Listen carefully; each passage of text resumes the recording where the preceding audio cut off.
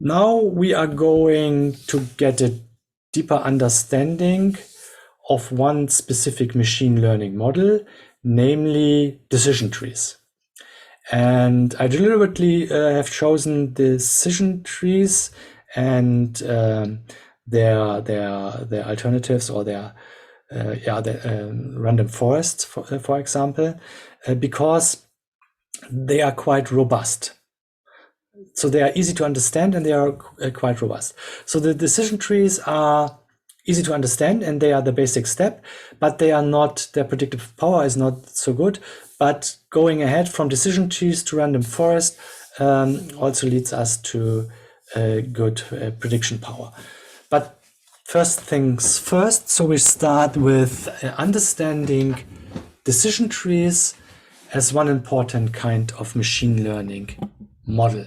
And the idea behind decision trees actually is quite simple, namely that you have some kind of rule-based proceeding, that you split your data according to specific rules in order to get subsets of your data that are useful in order to do prediction.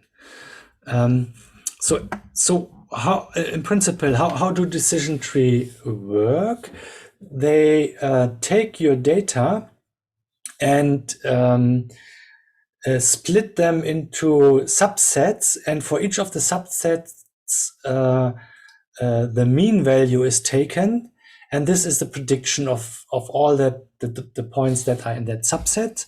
And if you get a new instance that you would like to do a prediction of, you look at it, in which cell it falls, and take the corresponding value in order to predict something.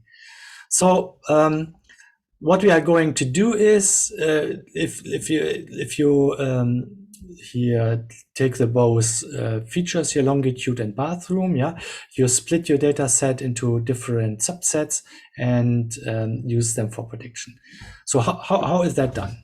So the algorithm figures out the best way how that should be done, and it for example, in the first step, it has figured out, please make the first distinction on a number of bathrooms. So please remember, these were the features here. We have number of bedrooms, number of bathrooms, latitude, longitude, and the price here. And the first thing the algorithm has decided, so that's already the result here of a decision tree application, is please split at that point and take all that are below here in one subset, and take all those that are greater than one, that have more than one bedroom, and put it in here. And so the dotted line that you see here is the average value. So for all apartments with with less than or equal one bathrooms, so with 0 or 1 bathrooms, this would be the average apartment price here, and for all those that have more than one, that would be the average here. That is something that you can already see in that visualization. So that was the first step, split it here.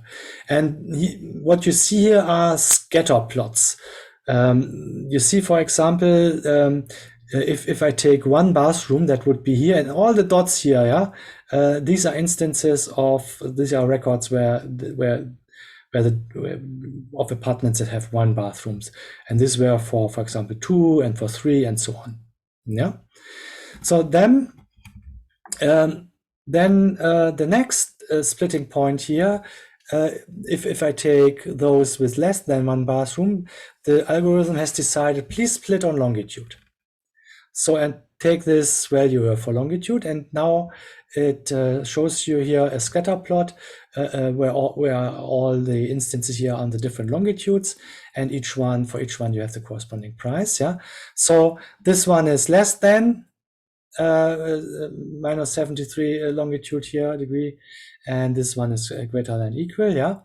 So you get a further separation here of two subsets. And for those that have more than one bathroom, it also decided that longitude is a good separator here. Yeah. So, and then it gives you that result set. So this is a split at this 1.15 here with respect to bathrooms. If I take all this, these are lowers, then I take this minus 73.95 here, that is that split here. So we get this and this for the one bathroom apartments, and for the more than one room bathroom apartments, the split is at minus 75. It only is one digit here, but that doesn't matter here. I've depicted here as a separate line here, yeah, in order to give you an idea. So you see we have two split steps. That means we have 4 different result sets, and this is now how it has been, how the subsets have been chosen. Yeah. But you can also go you can go further, and so this was a tree depth of 2, and if you have a tree depth of 3, you get a more finer granular picture here. Namely, instead of 4 different compartments here, how many compartments do we get? What do you think?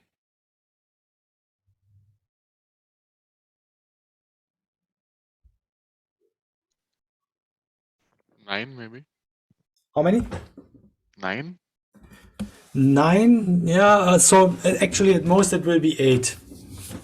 Because each one is separated, each of the 4 ones here is at most separated in 2 different subsets. Yeah, that would, the maximum would be 8, but could be less. That depends on things I'm going to explain a little bit later. So now you see a decision tree with depth 3, and it's much more fine-grained here, and that might lead to a better prediction. But that must not be the case, because do you remember this overfitting term I have explained in our first machine learning lecture? Does anybody of you remember what overfitting was?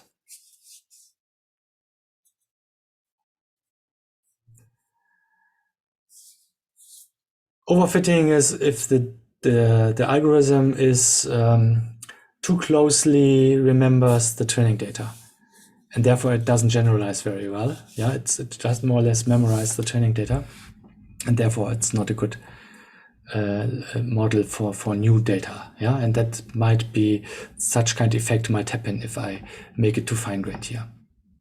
But this we are not discussing here in that example. Okay, so what is going on here? So what is going on here is we do some kind of decomposition of the feature space. So our feature space, if we have 2 features, then it's just a plane. If we have 3 features, we have a cube, and if we have n features, many features, it's just an n-dimensional cube. Of course, here on the slides, I only able to visualize 2 feature spaces, and therefore, for presentation purposes, we will only use 2 features in the following, and but in general, it could be many dimensional. So how is decision tree working? So it tries to find rectangular non-overlap. So it does a rectangular non-overlapping decomposition of space. So you get a rectangular regular subcubes, and these are called regions. So if I have two-dimensional representation, the regions in this case are rectangles. So you see, all those rectangles are not overlapping, and they are completely capture the whole space. And that is what is meant by rectangular non-overlapping decomposition of space. Other kinds of decomposition might be imaginable, but decision trees do it that way. So that leads to n-dimensional subcubes called regions. And the idea is, please split it in that way that each region is as uniform as possible. That means please build the region in such a way that all the apartments that within one region are quite similar. Yeah, and then take the average value of all records in that region. That is our prediction value for that region here. Yeah, or if you have a classification, because decision trees could also use for classification, as we have already seen, take a majority vote. Yeah, of those instances. Yeah, so if you have 10 instances and 9 vote for yes and 1 votes for no, then predict yes. Yeah. So the points here are the instances. Each of those would be one apartment with its features. Yeah, and finding an optimal decomposition automatically is infeasible. So to decompose it in such a way that you get the best decomposition, that would lead to exponential work that you have to do. Yeah, because you have to split on the first axis, and then for the first you have to try all combinations on the second, and for the second all combinations of the third. And if you try all decompositions in that way, it's an exponential number of cases that you have to investigate, and that if you have several features, that it's not feasible. And therefore, the decision tree do not a complete search among all the regions, but provides an algorithm that is feasible. Namely, the general idea of decision trees is do a greedy decomposition of the feature space by recursive binary splitting. So it does it as we have seen in our example. Take the first feature, split it, and at the best point, and then takes the second feature, split it at the best point. Yeah, but doing that way, always take one decision and the next takes the best split with respect to the previous decision. That might not lead to the optimal solution. Yeah. So it might be, you might get the optimal solution if you start with a non-optimal at the beginning, and later on it will be better. Yeah, but this greedy is go ahead always in direction of the best step that you have, and that's why it's called greedy. And of course, you need some stopping criterion until you stop splitting things. Yeah, and this could either be that you say, okay, at least a minimal number of instances should be in each region, or you just say, okay, only do depth 2 or depth 3, or you can calculate what is called a performance gain during those steps, and if the performance gain is too little, please stop. Yeah, so these are the usual ways how that is done. And so how does it find splits? It does the following. It takes all the features that are available, and for each feature, it considers all the splits that are possible with respect to the data, and it takes the best feature split value combination. So, for example, in our apartment case here, it takes bedrooms, bathrooms, latitude, longitude. It takes all splits on the data with respect to bathrooms, all splits with respect to bedrooms, also splits with respect to latitude, and all splits with respect to longitude. For each of the split, it calculates some kind of value, what I'm going to explain in a moment. And the best value, that split that leads to the best value is taken.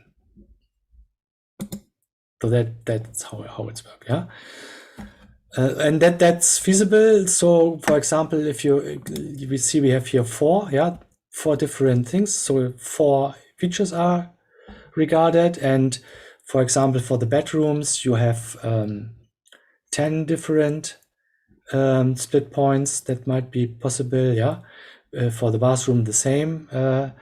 So you would regard 10 splits for that 10 splits, and for the latitude, I'm not sure maybe several hundreds or so that are here within the data, and then take the several hundreds and calculate that, and also for the longitude, yeah. So then you have roughly, let's say, about 1,000 different calculations and so on the whole data set, but modern computers are able to do that. Yeah. So that's the general idea here. So for example, here it takes the first decision. So if you look at here on an abstract level, let's assume we have features x1, x2, and so on. So it has decided feature x1 at split value 1 is the first split point, yeah, and then it takes this branch and that branch, either less and greater or equals, yeah. And for each branch, it checks is the stopping criteria, does it hold, yeah. If not, go ahead with the splitting. So the first step would be split at x1 at value v1 here. So that would be this one here. Then take x2 at split value v2.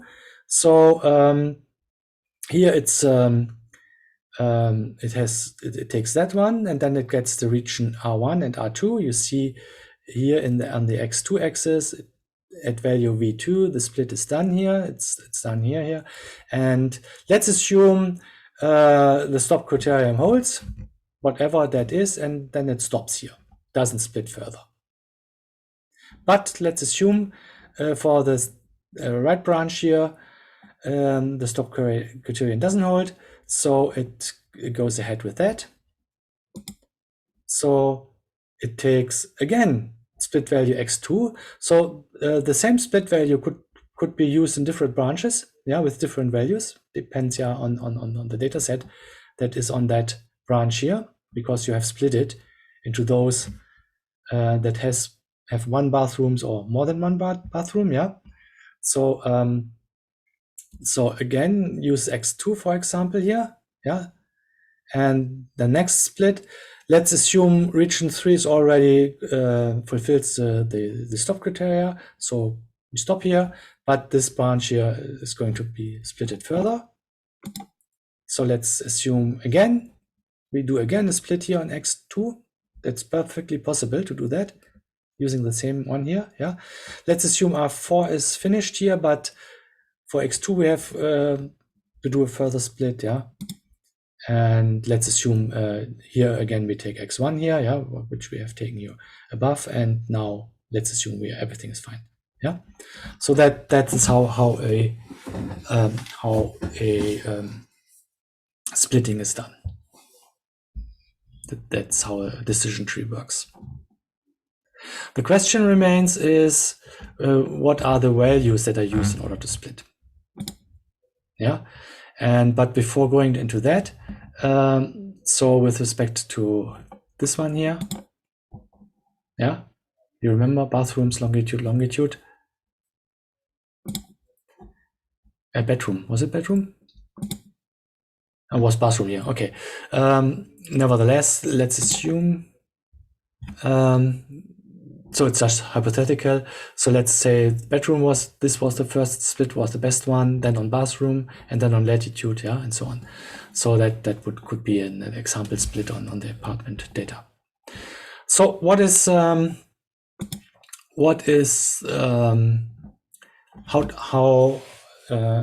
decided which feature and which split value is used? And that is based on the mean squared error per region.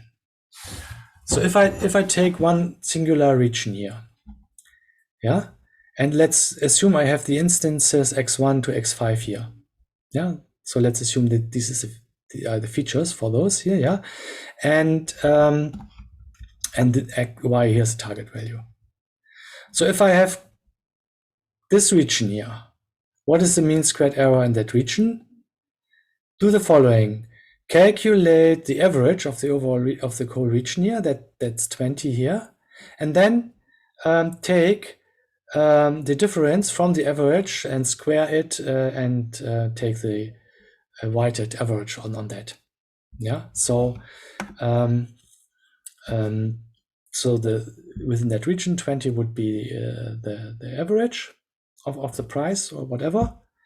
Then take for all the y's here the difference, 20 minus 20, 30 minus 20, 20 minus 20 again, 10 minus 20, 20 minus 20. So take this one here, yeah, and then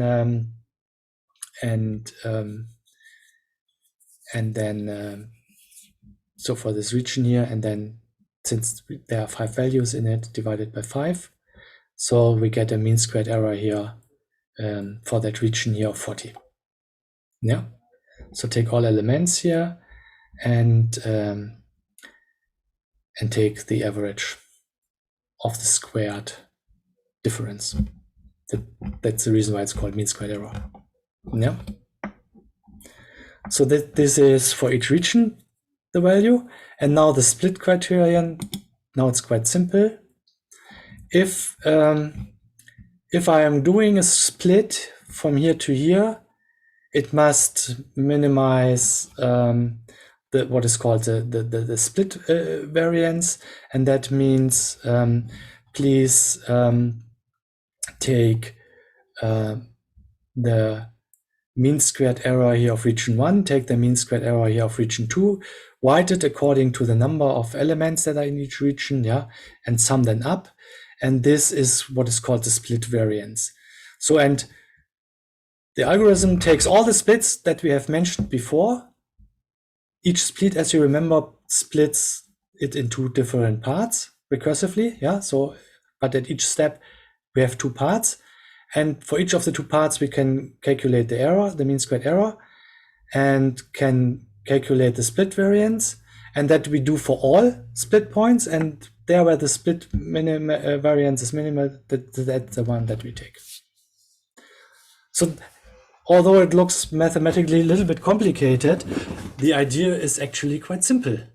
Yeah, we do this decomposition in such a way that the split variance for all those regions is minimal at each splitting step. Yeah, and that's what's going on here. That's the split criterion for regression. Yeah. So now the decision tree has learned this rule. Actually, these decompositions could also be regarded as rules. Yeah. So having learned these things, you can, if you take a new instance and you would like to predict the value, you have some kind of rule application. Namely, you can say, if the number of bathrooms for my new instances is greater than 1, please go ahead this direction. If the longitude is below that, please go in that direction. Please take the average of that, and that's a predicted value. Yeah. So actually, it's quite simple, the idea. Yeah. And one nice property that decision trees have, they could also do some kind of analysis of single instances. So let's assume I take that instance here with 0 bedrooms, 1 bathroom, and so on, and I feed it into my decision tree, and I get that prediction here. And I not only get the prediction, that value here, I also can figure out the impact the different features have. So if I say our base prediction, that would be the average of all apartment prices. If I take that, you remember we have calculated that in our notebook. Yeah. If I take that, and then I take these 0, I only have 0 bedrooms. Yeah, no bedroom. We can assume that the price then goes down. 0 bedrooms. Who would like to have an apartment with 0 bedrooms? Of course. Yeah. So that leads to that drop in price here. And then we have 1 bathroom that also leads to a drop here. because we would like to have at least two bathrooms. Yeah, so at least the data tells us that. So the latitude has no impact here, but the longitude has an impact here. So the longitude was made a little bit better so that we get that prediction price. Yeah. So we even can use that classifier here in order to tell somebody, to explain why that value has been calculated here.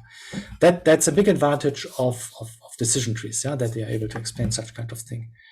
I assume we have done a second one here, yeah, that it's a different one with one bedroom and one bathroom, yeah. So and so on.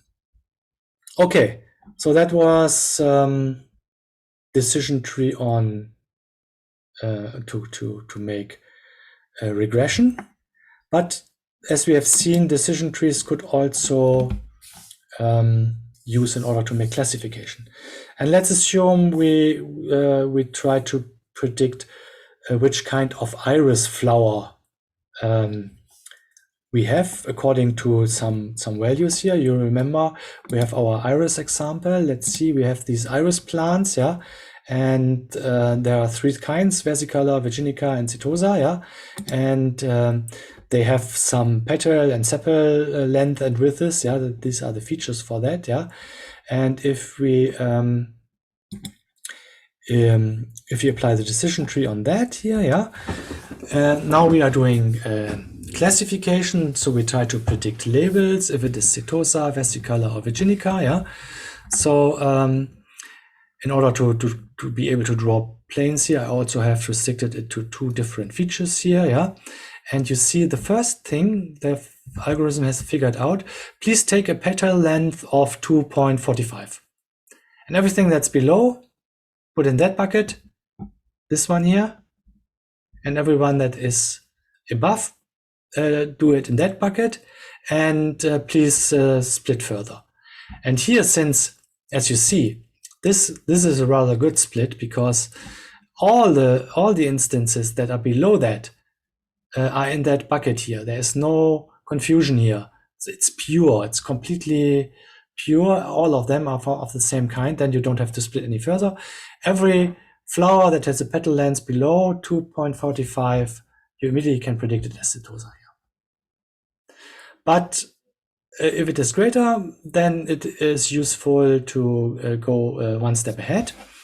And then please do a petal width here of 1.75. And you see that's not quite pure here. Some of them are below that. So you get regions that are not completely pure. In that region, there's one that has a label blue, and here are some that are labeled green. That's always the case in practical machine learning, that you don't get such kind of pure separation here, decomposition, yeah. But that's the same proceeding here, as you see. And what we have here, and also here we can go, we can use a tree depth of 3, yeah. So you see, also these are splitted any one step further. Then we get 4 different alternatives here, and one of them, for example, is pure, and so on, yeah. So tree depth is a hyperparameter, yeah, of the algorithm, how deep the tree could be, yeah. But also here we encounter the danger of overfitting, and therefore it's a question if it is better to stop here at step 2 or step 3, yeah. But I'm not discussing here in that example. I just wanted to show that here, yeah. So what is the splitting criteria for classification? So in regression, you remember we have used these mean squared error values per region, yeah. That was the starting point in order to define the split criteria. For classification, a little bit different. It's not because we are dealing with labels here. What is done is that we define a probability per region. Yeah. So if we have a region, yeah, and we can tell what is the what is the probability of the blue ones here? Yeah. And what is the probability of the orange one here? The probability, if I look at that region of the blue ones, is simply 2 by 6. Among the 6 are blue. That's the would be the probability. Yeah. And what is calculated, that's called the Gini value. Yeah. And the Gini value is calculated as follows. Please take all the classes and calculate the probability of that class in that region. So, for example, I take the blue ones here. The probability is 2 by 6. And if I take the orange ones here, it's 4 by 6, as you see. Please square it, each of those probabilities, and add them together. So squaring, adding together here, and subtract it from 1. And then you see the Gini value here is 4 by 9. That's the Gini value. Yeah, this is some kind of measurement of how pure your region is. So what do you think if we only let's assume within a region, yeah, all are of the same class. Let's say all of them were blue. What would be the Gini value? What do you think?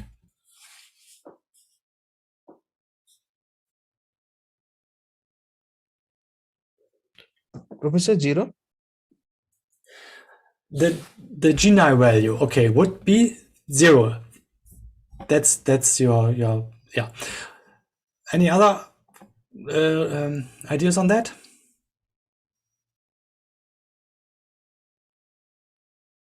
Congratulations, 0 is correct. The Gini value would be 0. Because if all of them are blue here, yeah, as you have already recognized, Sailesh, then we would here have 6 by 6, yeah, and that would be 1. And the other class would have 0 by 6. So adding everything together would lead to 1 here inside, and 1 minus 1 would lead to 0. So having a Gini value of 0 is the best. It's the purest, yeah. That's the idea behind it, yeah. And if you have equal distribution among all classes, yeah. So let's assume we would have 2 classes, and we would have 3 of the blues and 3 of the reds. What would be the Gini value? What do you think?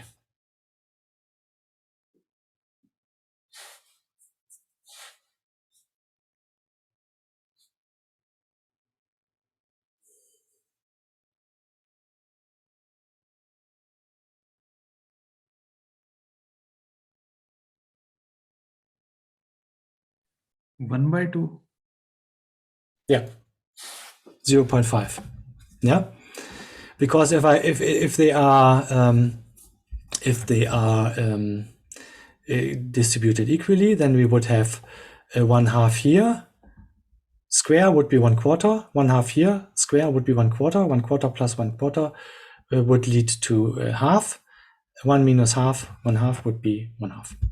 So in the 2 classes case, 0 would be the best Gini value, and 0.5 would be the worst, the unpurest region. Yeah, that would be a bad region. And the split criterion is as follows. The split must maximize the information gain. And what is information gain in that case? So if I starting here with a region and I split it into different subregions, take the Gini of R1, weighted according to the number of instances that are in that region, take the same for the region 2, and subtract the Gini value of the overall by this weighted sum here, and that value that maximizes that differences here, that gives the maximum difference, yeah, that is the best one, and that is where we split. Yeah. Okay. and that means that the region are the purest ones. Yeah, that's the idea behind that.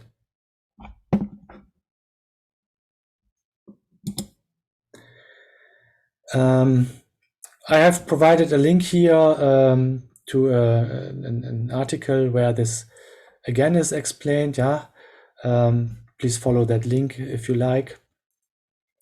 So now we have understood a single decision tree.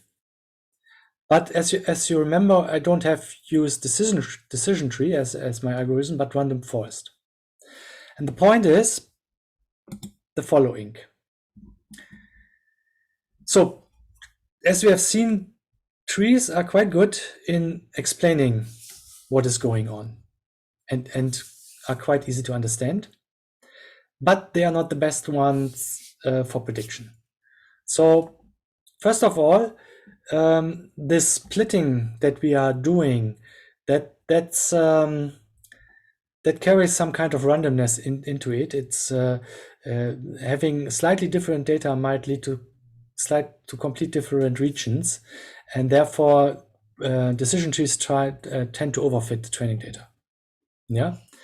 For example, assume that we split it as deeply that each region would only contain one singular record, then we would get a training error of 0, because the one record that is in each region, if you take the mean of it, it's exactly the value of that single training instance. So we would get a 0 difference. Yeah. So having such deep trees would lead to training error 0, but they would be quite bad. They would not generalize very well. Yeah. So therefore, single decision trees are usually not used in practice. But what we can do is we can train many trees on the same data set by taking randomly select a subset of a training data. That's called bootstrapping, yeah, and randomly select a subset of a feature and train a model on that. And this is what random forests are doing. Random forest, and therefore it's called random, but because we randomly select training data and randomly select features. And on forest, because we are dealing with trees, but with many trees, yeah. And this is what we do. We train many trees on the same training set, but we take always a random subset of that. And if we are doing regression, the prediction is done as follows: ask all trees for the prediction and average the result. Yeah. And for classification, ask all trees for the prediction and take the majority vote. In the regression case, we have a 2-level of averaging. First of all, each leaf level of a singular tree, there we have the average of all the values there, and then we have the average on all trees. And for the classification, we have the voting on each level here, and on the leaf level, and for each tree we take the majority. Yeah, and this kind of it's called an ensembling, therefore it's called tree ensembles here. This leads to much better results in practice. Yeah, and therefore these are the algorithm of choice. And here, for example, I have taken our data set here for the apartments, and I have shown here 3 different trees that have been used, yeah, to make a prediction for the same input value. Yeah, these are the different trees. So one starts with longitude, one starts with bedroom, one starts with bathroom, and all the 3 ones are taken for the same record, for the same instance, and the average of those values of those predictions here is taken as a prediction, and that gives us the final value. Yeah, and what also could be done, we have already seen that, is that these random forests are able to calculate, or not the random forest himself, but there's an algorithm that's called permutation importance that is able to calculate feature importance. Okay, so let me stop the recording.